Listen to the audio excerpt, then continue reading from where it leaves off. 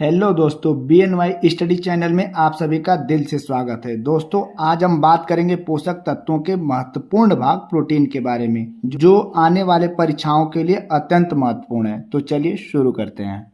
पिछले वीडियो में पोषक तत्व के महत्वपूर्ण भाग विटामिन के बारे में भी चर्चा की गई है, तो प्लेलिस्ट में जाके आप उसे देख सकते हैं। प्रोटीन शरीर के लिए एक महत्वपूर्ण पोषक तत्व है और इसके विभिन्न पहलुओं को समझना स्वास्थ्य के लिए अत्यंत आवश्यक है। यहाँ प्रोटीन के बारे में संपूर्ण जानकारी दी गई है। प्रोटीन शरीर के लिए एक महत्वपूर्ण पोषक तत्व है। ये पोषक तत्व क्या होते हैं? पोषक तत्व भोजन में मौजूद एक प्रकार के अणु होते हैं जो शारीरिक कार्यों के लिए बहुत ही जरूरी होते हैं। हमारे शरीर के हर काम के लिए पोषक तत्वों की जरूरत होती है, चाहे हम सांस लें, हमारी वृद्धि या विकास हो, या फिर सोचना, या फिर घूमना चलना। कुछ पोषक तत्वों की कम आवश्यकता होती है तो कहीं कुछ पोषक तत्वों की ज्यादा आवश्यकता पड़ती है। कम पोषक तत्वों में विटामिन और खनिज आता है, जबकि अधिक मात्रा में लेने वाले पोषक तत्वों में कार्बोहाइड्रेट, प्रोटीन, वसा और पानी आता है।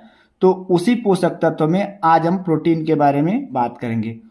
प्रोटीन रासायनिक सूत्र होता है RCH ब्रैकेट में NH2COOH, जहां C जो है कार्बन है, H हाइड्रोजन है और O क्या है? ऑक्सीजन है और N नाइट्रोजन है। जहां R एक समूह है जो इस संरचना और संयोजन से भिन्न होता है, जिसे साइड चेन कहते हैं। ये जो R साइड चेन होता है, ये मुख्य रूप से ग्लाइसिन, मेथिल समूह, सेरीन आदि का बना होता है। प्रोटीन के खोज की बात करें तो प्रोटीन को खोजा गया था 1837 ईस्वी में, और खोजा कौन था? राइट्स जोन्स मुल्डर ने। याद कैसे रखेंगे? जो बॉडी बिल्डर होते हैं उनको सबसे ज्यादा किसकी जरूरत होती है? तो प्रोटीन की जरूरत होती है। यानी जो बॉडी बिल्डर होते हैं उसको किसकी जरूरत होती है? प्रोटीन की। तो बॉडी बिल्डर से मुल्डर, बॉडी बिल्डर से मुल्डर, तो बॉडी बिल्डर से मुल्डर, ये कॉन्सेप्ट याद रख लीजिए और इसी प्रकार इसको याद रख लीजिएगा। खोज किसने किया था? राइट्स जोन्स मुल्डर ने। और प्रोटीन शब्द को किसने दिया? तो इसको दिए थे जॉन जैकब बर्जेलियस ने। और कब दिए थे? तो 1838 ईस्वी में।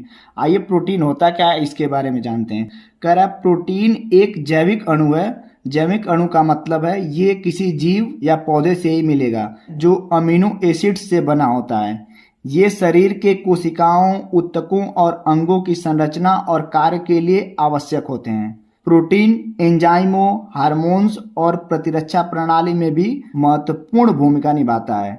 दोस्तों, प्रोटीन एक जैविक अणु है और किससे बना है? अमीनो एसिड से बना होता है। तो जैविक अणु से मतलब है प्रोटीन किसी जीवधारी प्राणी या पौधे से ही मिलेगा। और ये अमीनो एसिड क्या होता है, आइए इस पे चर्चा करते हैं। अमीनो एसिड वे अणु होते हैं जिनका उपयोग सभी जीवधारी प्रोटीन बनाने के लिए करते हैं। हमारे शरीर को सही तरीके से काम करने के लिए 20 अलग अलग अमीनो एसिड की जरूरत पड़ती है।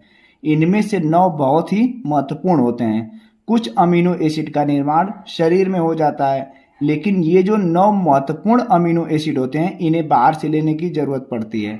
और इस अमीनो एसिड को जो हमारे शरीर के लिए आवश्यक है, इसे अल्फा अमीनो एसिड्स भी बोलते हैं। अब हम बात करेंगे प्रोटीन के प्रकार के बारे में। सामान्यतः प्रोटीन 2 प्रकार का होता है, संपूर्ण प्रोटीन और अपूर्ण प्रोटीन। जबकि प्रोटीन का विभाजन कार्यशैली, उसके निर्माण आदि के आधार पर भी होता है। संपूर्ण प्रोटीन क्या होता है?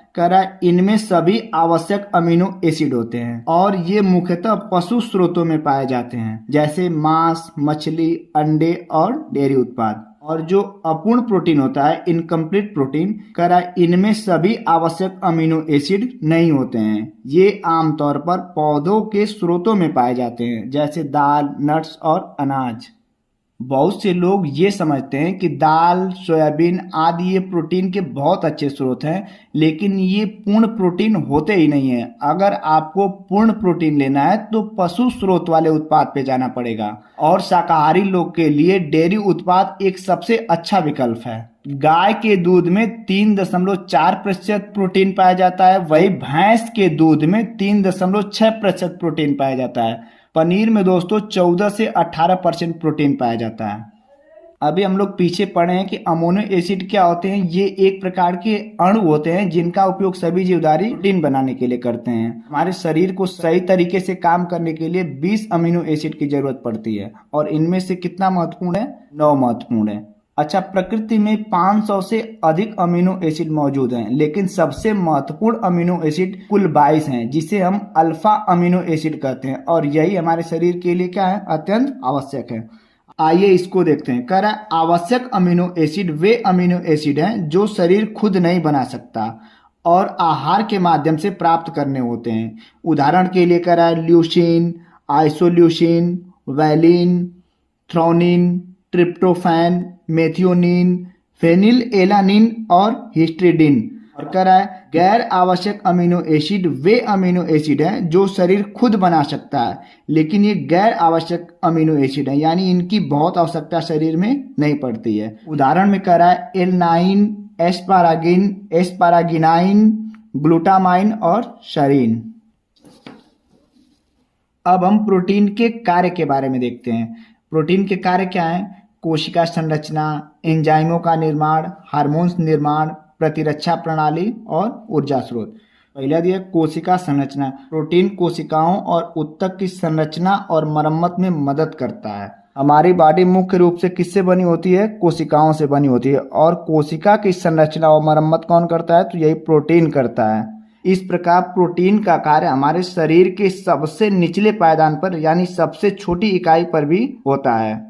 कोशिका से क्या बनता है? कोशिका समूह बनता है, और कोशिका समूह से क्या बनता है? ऊतक बनता है, और ऊतक से ऊतक समूह, और ऊतक समूह से अंग, और अंग के समूह से अंग तंत्र, और अंग तंत्र से हमारी क्या बनती है? शरीर बनती है। तो ये कहाँ कार्य करता है? कोशिकाओं की मरम्मत में, यानी सबसे निचले पायदान पे। तो पहला क्या है? कोशिकाओं की संरचना। दूसरा कह रहा है एंजाइमों का निर्माण। प्रोटीन एंजाइमों का निर्माण करता है, और जो शरीर में रासायनिक प्रतिक्रियाएं होती हैं उसको उत्पन्न करने का भी कार्य करता है, और इसे नियंत्रित भी करता है।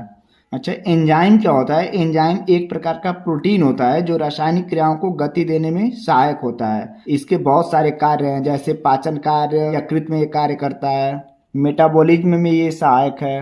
हार्मोन्स निर्माण। कुछ हार्मोन्स जैसे इंसुलिन और ग्रोथ हार्मोन्स प्रोटीन से बने होते हैं। इंसुलिन का निर्माण कहाँ होता है? तो इंसुलिन का निर्माण अग्नाशय में होता है, और अग्नाशय में किस स्थान पे होता है? तो लैंगर हेड्स में, और उस लैंगर हेड्स में होती हैं बीटा कोशिकाएं, और उसी बीटा कोशिकाओं से इस इंसुलिन का निर्माण होता है। और दूसरा दिया है ग्रोथ हार्मोन्स। तो ग्रोथ हार्मोन्स का निर्माण कहाँ होता है? तो प्यूटरिट ग्रंथि में होता है। चौथा दिया है प्रतिरक्षा प्रणाली। एंटीबॉडी जो प्रतिरक्षा प्रणाली का हिस्सा है, प्रोटीन से बनी होती है, यानी जो हमारी प्रतिरक्षा प्रणाली होती है उसमें भी ये प्रोटीन क्या है? सहायक है। और पांचवा दिया है ऊर्जा स्रोत। जब कार्बोहाइड्रेट्स और वसा की कमी होती है तो प्रोटीन ऊर्जा का स्रोत बन जाता है। हम लोग यही जानते हैं कि ऊर्जा कौन देता है? कार्बोहाइड्रेट और वसा देता है, लेकिन जब इसकी शरीर में अत्यंत कमी हो जाएगी तो ये प्रोटीन क्या होता है? ऊर्जा का स्रोत बन जाता है। तो इस प्रकार ये प्रोटीन के कार्य में ऊर्जा निर्माण भी होता है। अब हम पढ़ेंगे प्रोटीन की आवश्यकता के बारे में, हमें कितना कैसे प्रोटीन लेना चाहिए। दैनिक आवश्यकता की बात करें तो सामान्यतः वयस्कों के लिए प्रति किलोग्राम शरीर भार के आधार पे कितना? 0.8 ग्राम प्रोटीन की आवश्यकता होती है। यानी किसी वयस्क मनुष्य को जिसका वजन 70 केजी है, उसे एक दिन में 6 ग्राम प्रोटीन की आवश्यकता होती है।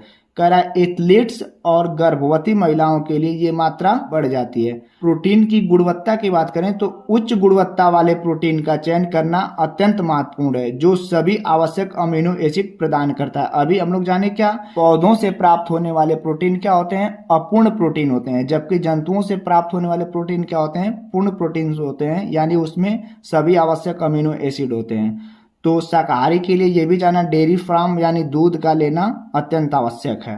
दूध में कितना प्रोटीन मिलता है? तो 3 से 4%। वही दूध से बने पनीर में 14 से 18% प्रोटीन होता है।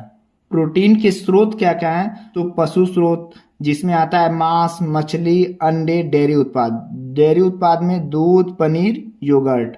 अब पौधों के स्रोत में दालें, बीन्स, नट्स, बीज, सोया उत्पाद में टोफू, सोया दूध और साबुत अनाज। प्रोटीन के लाभ के बारे में अब बात करते हैं। प्रोटीन का लाभ मुख्य रूप से मांसपेशियों का निर्माण और मरम्मत में, वजन नियंत्रण में और पोषण संतुलन। प्रोटीन, ये 3 प्रकार से प्रोटीन के लाभ हैं। कह रहा है मांसपेशियों का निर्माण और मरम्मत। प्रोटीन मांसपेशियों के निर्माण और मरम्मत में सहायक होता है, विशेष रूप से व्यायाम के बाद। प्रोटीन कोशिकाओं के मरम्मत में भी सहायक है। जब कोई बीमार पड़ जाता है तो उसे दाल वगैरह पिलाया जाता है, और दाल में क्या होता है, प्रचुर मात्रा में प्रोटीन होता है। तो अब प्रोटीन क्या करता है, कोशिकाओं की मरम्मत करता है। इसलिए जब हम किसी मरीज को दाल देंगे तो उससे क्या होगा, सेल्स की मरम्मत होगी, जिससे मरीज हमारा जल्दी ठीक हो सकता है। दूसरा दिया वजन नियंत्रण, कह रहा है प्रोटीन उच्च तृप्ति प्रदान करता है, जिससे भूख कम होती है और वजन नियंत्रण में सहायक मिलती है। प्रोटीन क्या करता है, उच्च तृप्ति यानी हमारी भूख की एहसास को कम कर देता है, जिससे हमें भूख कम लगती है, और इस प्रकार ये वजन नियंत्रण में भी सहायक होता है। और तीसरा दिया है पोषण संतुलन प्रोटीन, कह रहा है आहार के संतुलन को बनाए रखने के लिए महत्वपूर्ण भूमिका प्रोटीन निभाता है। अब हम प्रोटीन की कमी के बारे में बात करते हैं कि प्रोटीन की कमी से क्या क्या रोग हो सकता है। कह रहा है पहला हो जाएगा कुपोषण। प्रोटीन की कमी से कुपोषण हो सकता है, जैसे प्रोटीन ऊर्जा कुपोषण, जिसे पीईएम बोलते हैं, और अन्य स्वास्थ्य समस्याएं। और दूसरा दिया है विकास में बाधा, कह रहा है बच्चों में प्रोटीन की कमी से शारीरिक और मानसिक विकास में बाधा उत्पन्न हो जाती है। कोई भी ऐसी शरीर जिसमें वृद्धि और विकास चल रहा हो तो उसके लिए प्रोटीन नियमित रूप से देना अत्यंत आवश्यक है, क्योंकि ये सेल निर्माण में भी इसका सहयोग होता है। प्रोटीन किस प्रकार ले सकते हैं, तो प्रोटीन को पाउडर और सप्लीमेंट के रूप में भी ले सकते हैं। प्रोटीन पाउडर ये विशेष रूप से उन लोगों के लिए उपयोगी हो सकते हैं जिनके पास पर्याप्त मात्रा में प्रोटीन का सेवन नहीं हो पाता है, जैसे शाकाहारी या व्यायाम करने वाले लोग। सप्लीमेंट का चयन कैसे करेंगे, उच्च गुणवत्ता वाले प्रोटीन पाउडर को चुनना महत्वपूर्ण है और इन्हें संतुलित आहार के साथ संयोजित करना चाहिए। प्रोटीन और आहार योजना के बारे में बात करते हैं। वजन घटाने के आहार, कह रहा है प्रोटीन युक्त आहार योजनाएं वजन घटाने में सहायक हो सकती हैं, क्योंकि ये तृप्ति को बढ़ाती हैं और मांसपेशियों को बनाए रखती हैं। और दूसरा दिया है शाकाहारी और वेगन आहार। शाकाहारी और वेगन आहारों में प्रोटीन की आवश्यक मात्रा प्राप्त करने के लिए विविध पौधों के स्रोतों का सेवन करना महत्वपूर्ण है। वेगन आहार मतलब जो वेजिटेरियन लोग हैं दोस्तों, उसकी बाट कर रहा है। तो उनके लिए विविध पौधों के स्रोतों का सेवन करना अत्यंत आवश्यक है, और उसमें मुख्य रूप से क्या है, दाल है, सोयाबीन है, नट्स हैं और कुछ अनाज हैं। अब हम प्रोटीन की सिफारिशें के बारे में बात करते हैं। कह रहा है संतुलित आहार, प्रोटीन को अन्य पोषक तत्वों के साथ संतुलित मात्रा में सेवन करना चाहिए, जैसे कि कार्बोहाइड्रेट और वसा। दूसरा दे रहा है भिन्न आहार आवश्यकता, प्रत्येक व्यक्ति की प्रोटीन की आवश्यकता उसकी उम्र, लिंग, गतिविधि स्तर और स्वास्थ्य स्थिति के आधार पर भिन्न हो सकती है। ये बात बिल्कुल याद रखिएगा, सभी को एक मात्रा में प्रोटीन हम नहीं दे सकते। और इस प्रकार दोस्तों प्रोटीन शरीर के लिए आवश्यक एक पोषक तत्व है, और इसे आहार में उचित मात्रा में शामिल करना हमारे स्वास्थ्य के लिए बहुत ही महत्वपूर्ण है। अब हम प्रोटीन के बारे में कुछ रोचक बातें जानते हैं।